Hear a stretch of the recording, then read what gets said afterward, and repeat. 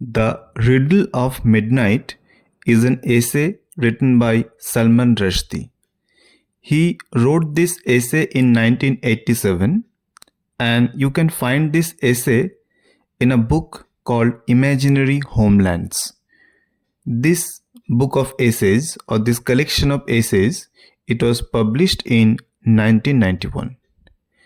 Before we read the Riddle of Midnight, it is better to have a context, a backstory. The backstory of the Riddle of Midnight is Midnight's Children. It was a book which Salman Rushdie published in 1981. The book describes the fate of the children born in 1947 during the hours of midnight. It's a magic realist narrative, and in this book, the protagonist of the novel is of course Salim Sinai, but it is also about the children who are born around that time, and they're connected to each other. They can feel each other. All of the children, they have special powers, but as the narrative unfolds, slowly the children lose their power and their creativity. The children in the book, they represent the nation called India, and their failure or their inability to live up to the expectation reflects the failure of India as a nation. So that was the germ of this essay. And another point which I would like to mention before I discuss the content of the essay, there was also a documentary called The Riddle of Midnight. It was a 90-minute documentary on India based on Rushdie's novel, and Rushdie himself appears in the documentary and he himself narrates the documentary. This documentary, The Riddle of Midnight, was made in 1987 for Britain's Channel 4.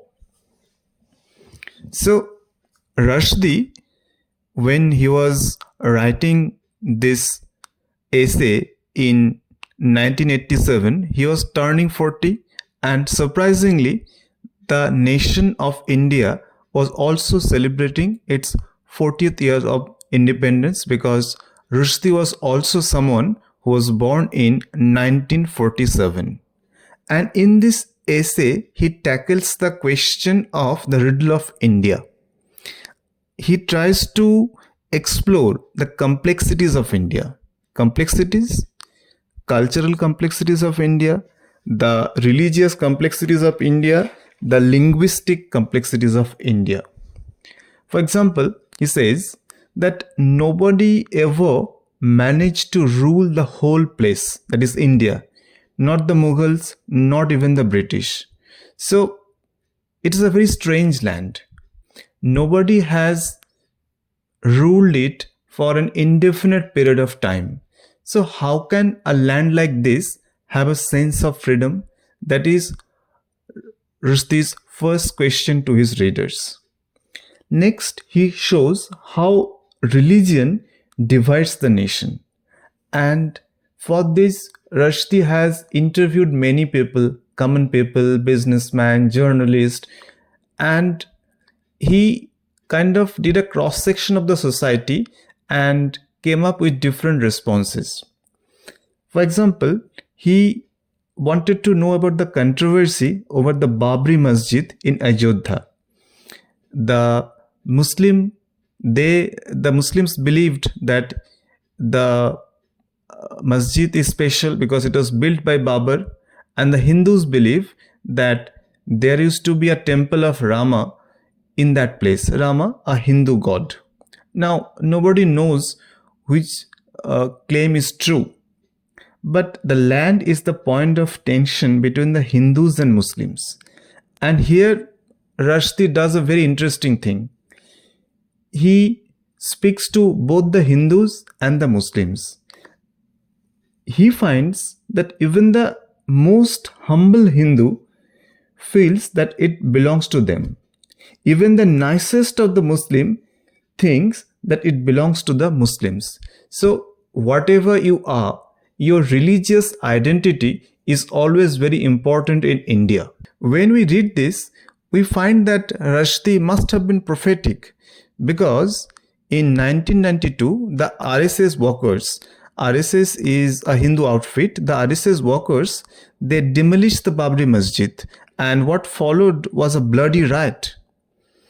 After talking about this Ayodhya controversy, Salman Rushdie moves to the Khalistani movement in Punjab. The people in Punjab, some of them, they wanted a separate province for them called Khalistan. They wanted to be separate from the Punjab. Of course, Indiaragandhi was not in a mood to entertain them. She taught them a lesson. She stormed into that golden temple in Amritsar, and as a result of that, she was killed by her own Sikh bodyguards in 1984. Once Indira Gandhi died, there was a huge anti-Sikh riot which destroyed the Sikh community in Delhi and other parts of Delhi, around Delhi. So that was also a terrible thing. What Rushdie is trying to say that despite the Indian politicians and writers talking about unity in diversity, the unity of India has always been threatened, and every time the problem is religion. And while dissecting the problems, he also comes up with another question that wherever there is a growth of Muslim population, that is not the only problem. The places where the Muslims are becoming prosperous was the problem. So it is not just a religious problem, it was a financial problem as well. It is a question of financial insecurity as well. While talking about this extremism, Rushdie talks about the rise of militant Hinduism, which has never been there. And while talking about this, he talks about Shiva Sena and their charismatic leader, Balasaheb Thackeray. In fact, Balasaheb Thackeray was one guy who made his political career out of hatred. Sometimes he hated the South Indians, and for a large part of the careers, he targeted the Muslims. Now, as the essay comes to an end, Rushdie says that when Midnight's Children was published in 1987, some found the end of the book was dark.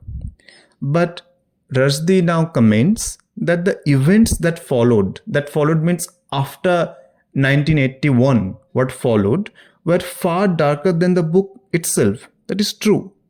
But despite that sense of loss, sense of division, Rushdie chooses to end the essay on a positive note. He says that he believes in the resilience of India, of Indians. He thinks the Indians will survive, but Rushdie doesn't know how that will happen. That will remain a riddle. I like this essay because in this essay, Rushdie tries to approach some of the paradoxes of India, the tension between the Hindus and the Muslim, the tension between the Hindus and Sikhs, which will always be there. But Indian nation or the Indian people have a strange ability to bounce back.